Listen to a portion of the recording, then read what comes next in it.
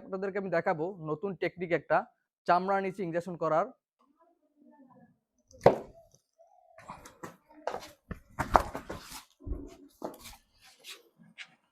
আসসালামু আলাইকুম ওয়া রাহমাতুল্লাহ। আলহামদুলিল্লাহ, আমরা এই গরুটাকে ক্রয় করে নিয়ে আসছি এবং এটাকে সর্বপ্রথম কৃমিমুক্ত করতে হবে। কৃমিমুক্ত করার পরে বিভিন্ন ঔষধ খাওয়াতে হবে এবং ট্রিটমেন্ট দিতে হবে। আমরা এই শুরু থেকে একদম বিক্রয় পর্যন্ত মোটাতাজা করার জন্য কি কি ট্রিটমেন্ট করে থাকি বিস্তারিত আমার এই গ্রিন এগ্রো ফার্ম ইউটিউব চ্যানেলে এবং এই নামের পেজে সম্পূর্ণ ভিডিওগুলো পেয়ে যাবেন ইনশাল্লাহ।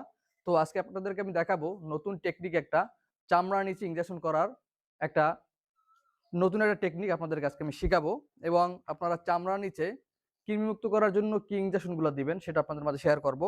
তো আমার হাতে দেখতেছেন আপনারা আইবি কোলোর, এটা হচ্ছে আপনার রেনাটা কোম্পানির।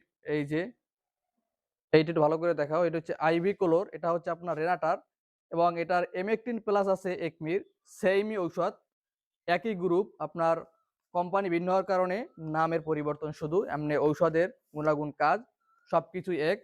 তো আজকে আমি আপনাদেরকে দেখাবো যে এই চামড়ানি ইনজেকশন কিভাবে করে। সেটার জন্য আমি যে নতুন যে টেকনিক কথা বলছি সেটা হচ্ছে আপনার এই চামড়ানি, যেহেতু 1 ইঞ্চি বা 1.5 ইঞ্চি বা হাফ ইঞ্চি পুর চামড়া, তো এর নিচে যদি এরকমের সিস্টেম করে নেন তাহলে মাংসে যাওয়ার চান্স কিন্তু একেবারেই থাকে না।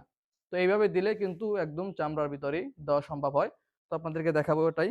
তো যারা আমার চ্যানেল নতুন দর্শক তারা অবশ্যই চ্যানেলটাকে সাবস্ক্রাইব করে রাখবেন এবং যারা ফেসবুক পেজ থেকে দেখছেন অবশ্যই ফেসবুক পেজটাকে ফলো করে রাখবেন।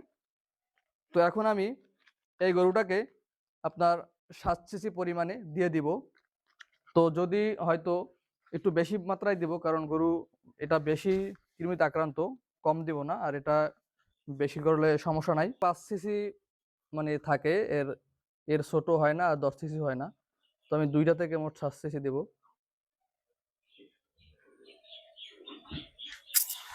ওষুধটা আমি সম্পূর্ণ নিয়ে নিয়েছি একেবারে 7 সিসি। তো এটাকে এখন চামড়া নিচে করে দেব। তো চামড়া নিচে করার সময় আপনারা অবশ্যই ঘাড়ের চামড়াটাকে বেছে নেবেন, কারণ ঘাড়ের চামড়াটা ঢিলা থাকে এবং সহজ এখানে করাটা।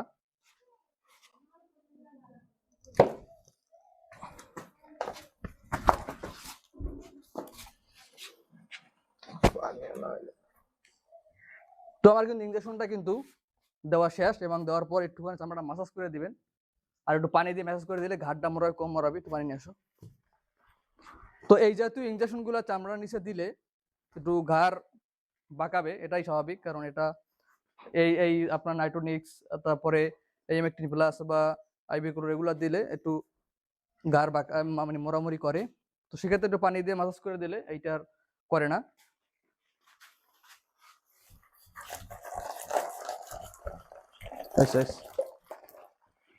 তো এই ছিল মূলত আজকে ভিডিওটি ভালো লাগলে অবশ্যই চ্যানেলটাকে সাবস্ক্রাইব করে রাখবেন এবং পেজটাকে ফলো করে রাখবেন।